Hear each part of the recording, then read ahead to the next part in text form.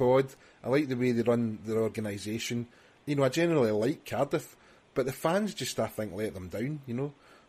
That's just me. So I'm nominating Cardiff fans, and I think it's the first time this year I've nominated Cardiff fans. Which is a pretty good going, yeah. Which is not bad, because we're in February. Last season. We're in February, so it's not bad at all. Raymond, what about yourself? Well, my idea was going to be Stefan Hogarth, but that one's been taken. We've outed him. Yep. Well, I think the only other one that was kind of in the reckoning was just social media in general, was it? Well, yeah, I've got a real bugbear about social media. On you go, Ross. In general, but it's more to do with, and I'm going to be really careful because I don't want to upset people. It's more to do with clan fans and each other. There just seems to be a kind of culture where they're on each, and I don't know if it's because the team haven't been doing as well and they're a bit bored, so they have a go at each other. There just seems to be a bit of a divide. I don't know if a divide's the right word. There seems to be a kind of, they seem to be annoying each other, and you know, there's a lot of talk on social media that I think's divisive. I think I've never known the fan base to be that way in the 7 years it's been going. I don't like it. There's things I see on it I don't like. You know, there was words getting bandied about, especially by myself last week, about bullying. I've seen it online. There's no doubt I've seen it. I don't like it. I'll call it out. I don't really want to get involved in it, to be honest with you, but I think people need to have a wee look at what they're tweeting. It's maybe they've not noticed how it's affecting other people when they're tweeting it. Maybe they haven't thought about it. It's easy to have a go when you've got 140 characters and you think it's funny. I think people just need to rein it in a wee bit and think twice about how it could be perceived, especially when people are putting out not anonymous tweets, but they're putting vague tweets out that don't really say anything directly to somebody. So then you've got a whole plethora of people think it's about them, and it might not be. But when it gets to the stage that people are talking about not going back to games because of what's happening in social media, that's too much for me. That's where the line's got to be drawn. So I don't know.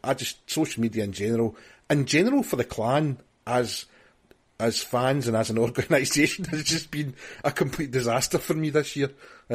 So yeah, I think we need to draw a line under it and start from scratch again, both from the team point of view, from even my point of view, and the fans' point of view in general. It's just been horrible to watch this year. It's been like meltdown stuff.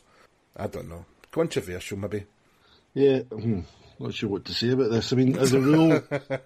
Sex-shells, isn't it? A sex-shells. Well, but you're talking about social media and all. I mean, whether it's clan fans or whether it's EAHL fans overall or whatever, it's... You know, this comes up every now and again about the fact that it's a big ocean, the social media and Twitter in particular. The problem with Twitter is that I'm very concerned about people who perhaps are very sensitive, thin-skinned and everything else, because that type of world can seem to be great to begin with, especially if you're maybe just newly involved with a sport such as ice hockey and a club such as the Clan and everybody's all interacting. But you know, I think we're also showing the symptoms of being a team that's in its 7th year, and you know, it's got its cliques and personalities or non-personalities and everything else that's in there, and I think it's quite a dangerous kind of world at the end of the day in terms of how you interact with that. I mean, as a rule, I really try not to get involved in the affairs of people that I either barely know or don't know at all. But I see a lot of stuff that goes on, a lot of stuff I don't see anymore because it's either been blocked or muted. But I don't know. I try not to be too judgmental about other people because at the end of the day, I just do my own thing on Twitter. My rule on Twitter is that primarily it's for my own entertainment, and if anybody else is entertained or interested or whatever, then great, come along for the ride, and if not, then don't. That's always been my rule, and I've had plenty of folk unfollow me because of something I've said or something I'm banging on about, and that's fine. I'm absolutely cool with that.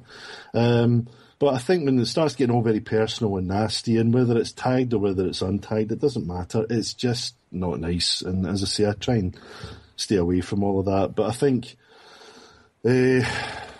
people are just going to have to be the way they are, because that's just the way it is, and nobody has any control. It's an unregulated media, so I would just hope that people out there who are perhaps a little bit more susceptible to having, you're going to get adverse things said about you, and that happens to a lot of people. Certainly it's happened about me, and you just, you're either the kind of person that's going to bother, or the kind of person that's not going to bother me. I got far more other things to concern myself with, so if somebody's going to have a dig, then fine, carry on. And I might even agree with you, who knows. But yeah, it's a tricky topic, but I would, as I say, I tend to try and steer clear of all that stuff. I think the thing for it, social media, is though, you could be putting a tweet out there, you're not tagging somebody in it, and they could perceive it to be about them. And if they're in a bad place, you don't know what things are going on in people's lives outside of the Twitter sphere, the social media sphere. It could be the tipping point, but it's a social issue, not just an issue related to this. It's raised its head in the last couple of weeks for me in terms of it being clan related, and I don't like it. Graeme, I don't know if you want to say it, nor if you want to move on. Nothing too dramatic to say. I think Graeme covered it pretty well there. He did. I tend not to get involved in it very much these days either, other than the odd tweet or the odd post in the forum. The last thing I sort of got involved in was the whole Dundee webcast thing, and instead of debating the points, folk were more interested in my travel time in my car and how I should buy a new one, but not understanding that I might not live in Glasgow, which I don't, and they don't understand what the term round trip means. So I kind of regret getting involved in that way. It came back in the end, but that's the sort of thing you take. As Graeme said, unregulated, so the unregulated things can happen. Yeah. Okay. I've got another wee thing, and it's not for the reason probably that most people think. Playing simply the best at hockey. Now, I don't care what anybody says, it's only a song. I don't care. As a non-Old Firm supporter, it's a Rangers song. They've nicked it. Do you know what I mean? My complaint isn't so much about the fact it was played, but the person that played it must have known that it was going to cause a reaction, right? So, for me, it's the naivety of playing it in the first place.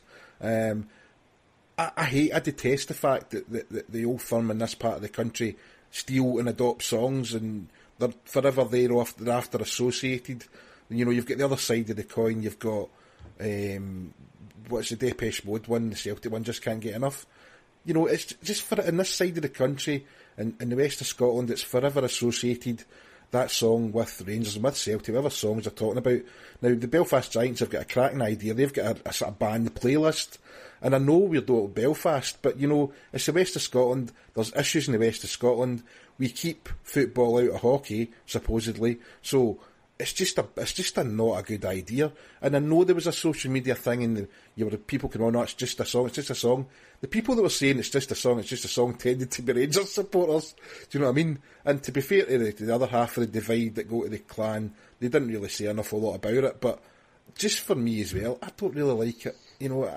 I identify that song and the other song with the certain teams, and I just don't want it at the hockey. But for me, it's just the naivety of the DJ to play it in the first place that I don't like, because they must have known that they would get a reaction from it. And if they didn't, then I suggest they shouldn't maybe be DJing. Do you know what I mean? It's in this part of the world. So I don't know if I'm oversensitive, Graeme. Right, well, another tricky subject. We're tackling them all tonight, aren't we? Yeah, absolutely. And why not? That's what we're here for.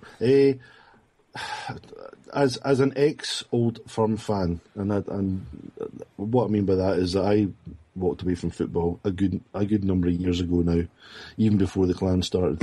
And I understand, and I was around for the beginnings of that association with that song and everything else. And I'll be honest with you, I've obviously been away for a long time because genuinely I didn't pick up on it until folks started tweeting about it, which was almost immediately. The thought hadn't even entered my head until I saw tweets about it, and I thought, oh, yeah, okay, that wasn't very clever.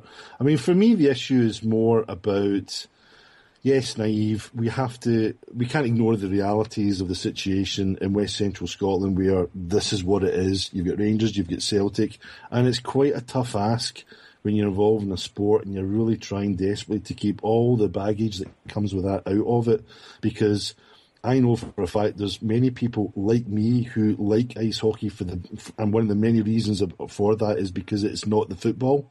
I mean, I was a fan of one of the Old Firm for many, many years, and the absolute stuff that went on and I heard and I saw and everything else, I mean, I was quite glad to get away with it, get away from it eventually. I don't really want to go back to that. And you know, it is a family sport. Whatever anybody anywhere in the country says about the fact that, you know, it's not a family sport, it flipping well is. That's part of the reason why I'm there and why a lot of other people there are there as well.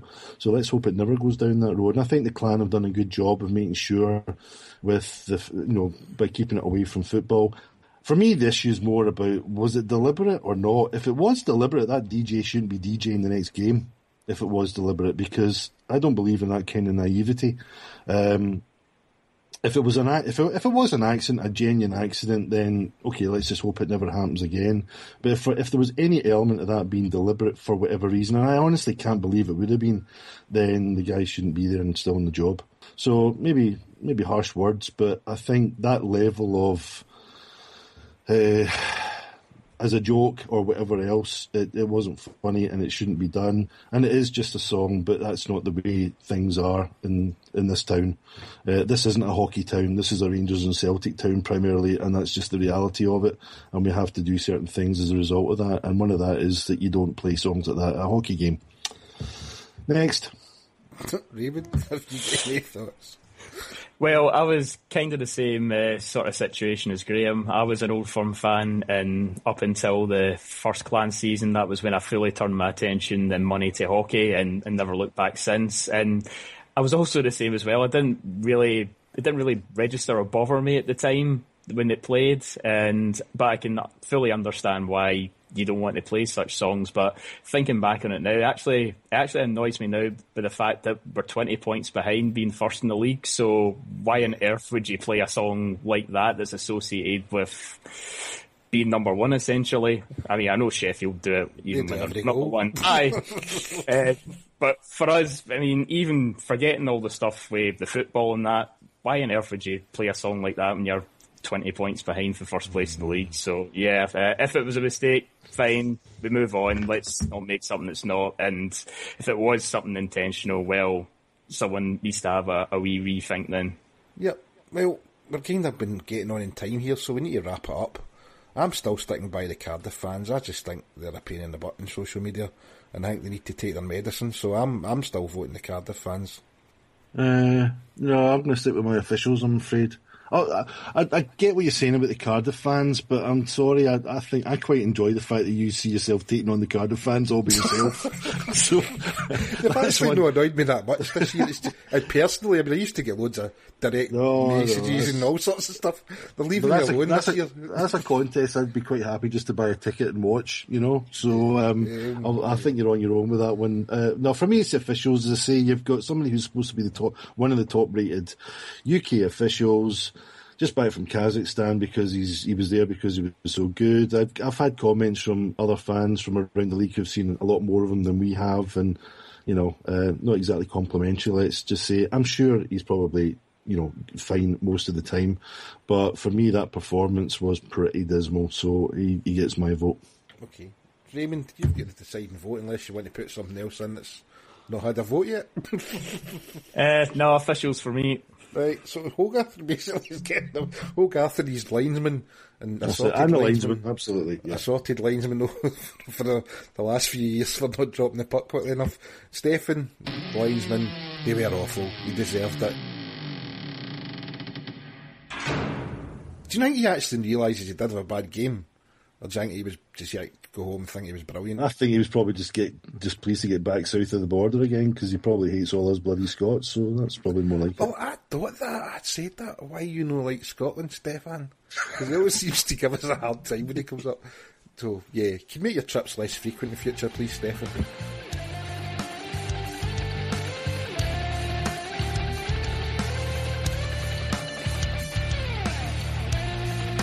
So that's it for another week. We thank you for listening and hope you enjoyed the show. We'd like to thank our sponsors, Goldstone Wealth Management. We'd also like to thank everyone that interacts with the show, sending in tweets and messages. If you'd like to get in touch, you can find us on Twitter at